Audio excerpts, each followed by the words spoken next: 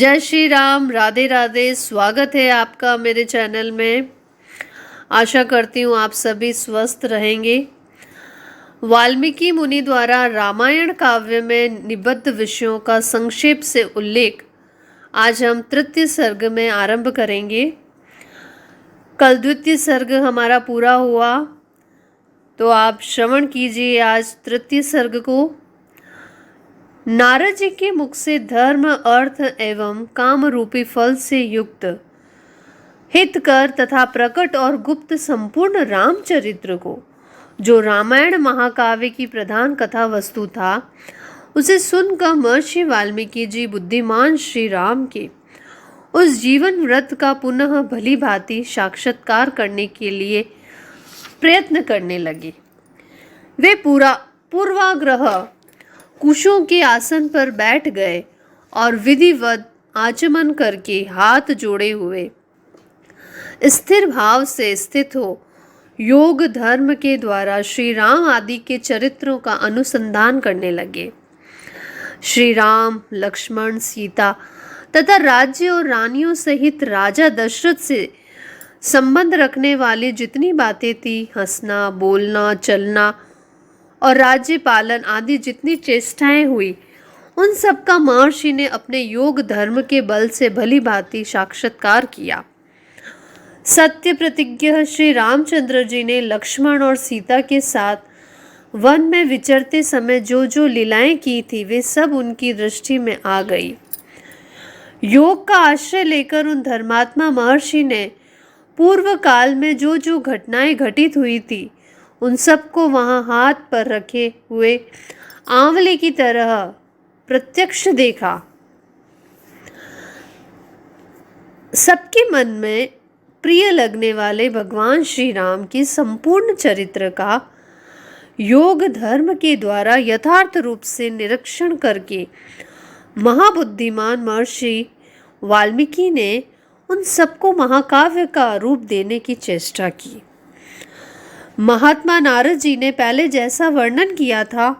उसी के क्रम से भगवान वाल्मीकि मुनि ने रघुवंश विभूषण श्री राम के चरित्र विषयक रामायण काव्य का निर्माण किया। जैसे समुद्र सब रत्नों की निधि है, उसी प्रकार यह महाकाव्य गुण, अलंकार एवं ध्वनि आदि रत्नों का भंडार है। इतना ही नहीं, यह संपूर्ण श्रुतियों के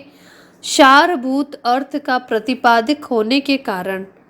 सबके कानों को प्रिय लगने वाला तथा सभी के चित्त को आकृष्ट करने वाला है। यह धर्म, अर्थ, काम, मोक्ष रूपी गुणों से युक्त तथा इनका विस्तार पूर्वक प्रतिपादन एवं दान करने वाला है। श्री राम के जन्म, उनके महान पराक्रम, उनकी सर्वानुकूलता, लोकप्रियता, क्षमा, सौम्य भाव तथा सत्यशीलता का इस महाकाव्य में महर्षि ने वर्णन किया है। विश्वामित्र जी के साथ श्री राम, लक्ष्मण के जाने पर जो उनके द्वारा नाना प्रकार की विचित्र लीलाएं तथा अद्भुत बातें घटित हुई है, उन सबका इनमें महर्षि जी ने वर्णन किया है। श्री राम द्वारा मिथिला में धनुष के तोड़े जाने तथा जनक नंदिनी सीता और उर्मिला आदि के विवाह का भी इसमें चित्रण किया है। श्री राम परशुराम संवाद, दशरथ नंदन श्री राम के गुण, उनके अभिषेक, कैकेयी की दुष्टता, श्री राम के राज्याभिषेक में विघ्न, उनके वनवास, राजा दशरथ के शोक विलाप और परलोक गमन, प्रजाओं के विषाद तथा साथ जाने वाली प्रजाओं को मार्ग में छोड़ने, निषाद राजगुह के साथ बात करने तथा सूत सुमंत को अयोध्या लौटाने आदि का भी इसमें उल्लेख किया गया है। श्री राम आदि का गंगा के पार जाना, भरद्वाज मुनि का दर्शन करना,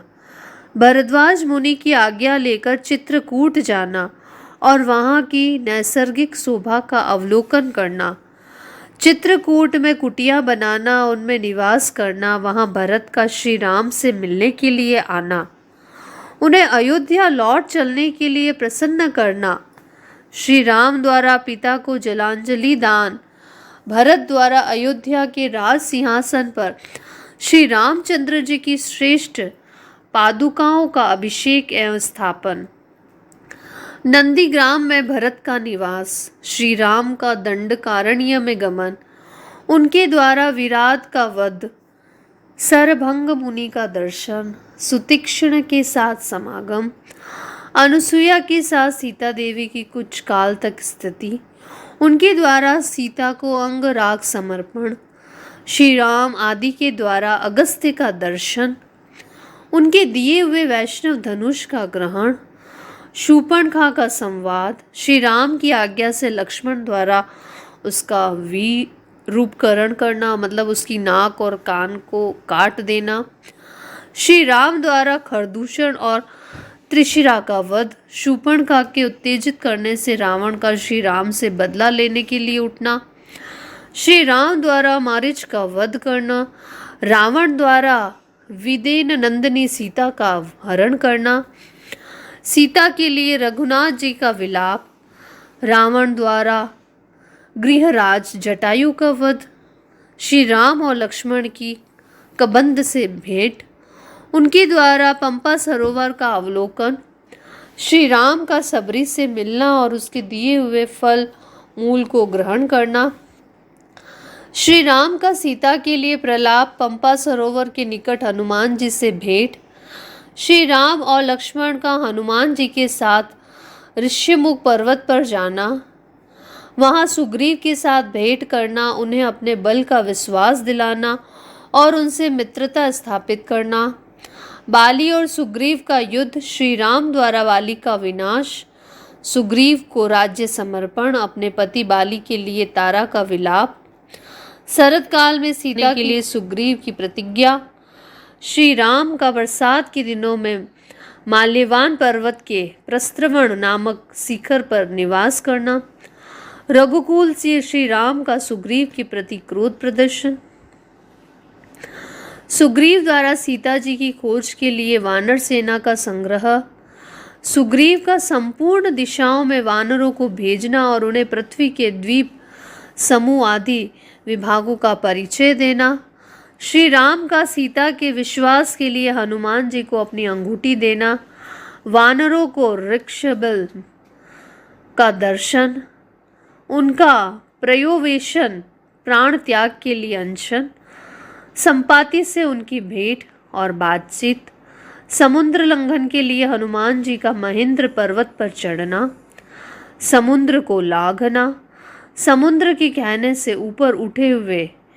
मैनाक दर्शन करना, उनको राक्षसी का डांटना, हनुमान द्वारा छाया ग्रहणी सिंह का दर्शन तथा निधन, लंका के आधारभूत पर्वत का दर्शन, रात्रि के समय लंका में प्रवेश, अकेला होने के कारण अपने कर्तव्य का विचार करना, रावण के मद्यपान स्थान में जाना, उसके अंतःपुर की स्त्रियों को देखना, हनुमान जी का रावण को देखना, पुष्पक विमान का निरीक्षण करना, अशोक वाटिका में जाना और सीता जी के दर्शन करना, पहचान के लिए सीता जी की अंगूठी देना और उनसे बातचीत करना, राक्षसियों द्वारा सीता को डांट फटकार, त्रिजट्टा को श्री राम के लिए शुभ सूचक स्वप्न का दर्शन, सीता जी का हनुमान जी के चूड़ामणि प्रदान करना, हनुमान जी का अशोक वाटिका के वृक्षों को तोड़ना, राक्षसियों का भागना, रावण के सेवकों का हनुमान जी के द्वारा संहार करना, वायु नंदन हनुमान जी का बंदी होकर रावण की सभा में जाना और उनके द्वारा गर्जन और लंका का दाह, फिर लौटती बार समुद्र को लांघना, वानरों का मधुवन में जाकर मधुपान करना, हनुमान जी का श्री रामचंद्र जी को आश्वासन देना और सीता जी की दी हुई चूड़ामणि समर्पित करना, सेना सहित सुग्रीव के साथ श्री राम की लंका यात्रा के समय समुद्र से भेंट, नल का समुद्र पर सेतु बांधना, उसी सेतु के द्वारा वानर सेना का समुद्र को पार जाना, रात को वानरों का लंका पर चारों ओर से घेरा डालना, विभीषण के साथ श्री राम का मैत्री संबंध होना, विभीषण का श्री राम को रावण के वध का उपाय बताना,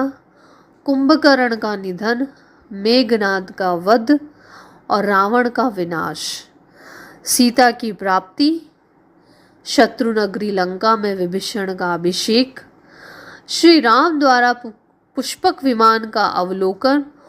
और उसके द्वारा दल बल सहित उनका अयोध्या के लिए प्रस्थान, श्री राम का भरद्वाज मुनि से मिलना, वायुपुत्र हनुमान जी को दूत बनाकर भरत के पास भेजना तथा अयोध्या में आकर भरत से मिलना, श्री राम के राज्याभिषेक का उत्सव, फिर श्री राम का सारी वानर सेना को विदा करना, अपने राष्ट्र की प्रजा को प्रसन्न रखना तथा उनकी प्रसन्नता के लिए ही विदेह नंदिनी सीता को वन में त्याग देना इत्यादि वृत्तांतों को एवं इस पृथ्वी पर श्री राम का जो कुछ भविष्य चरित्र था उसको भी भगवान वाल्मीकि मुनि ने अपने उत्कृष्ट महाकाव्य में इस प्रकार से अंकित किया है। इस प्रकार श्री वाल्मीकि निर्मित आर्ष रामायण आदि काव्य में बालकांड में तीसरा सर्ग जो है वो पूरा हुआ। तो आज का तीसरा सर्ग यहाँ पर पूरा होता है। कल हम चतुर्थ सर्ग प्रारंभ करेंगे। तो आज के सर्ग में हमने ये पढ़ा है कि आगे हम रामायण में क्या क्या किन किन का चरित्र है वो वाल्मीकि के द्वारा लिखा गया है और उसी को हम आगे श्रवण करेंगे। आपको मेरा वाल्मीकि रामायण को आप तक सभी तक पहुंचाने के सौभाग्य प्राप्त हुआ है कि आप इसे अच्छे से श्रवण करें, सुने। अगर आपको अच्छा लगे तो लाइक, शेयर और कमेंट कीजिए। और आप लाइक करने के लिए बहुत बहुत धन्यवाद। आपका दिन शुभ रहे, मंगल रहे। धन्यवाद।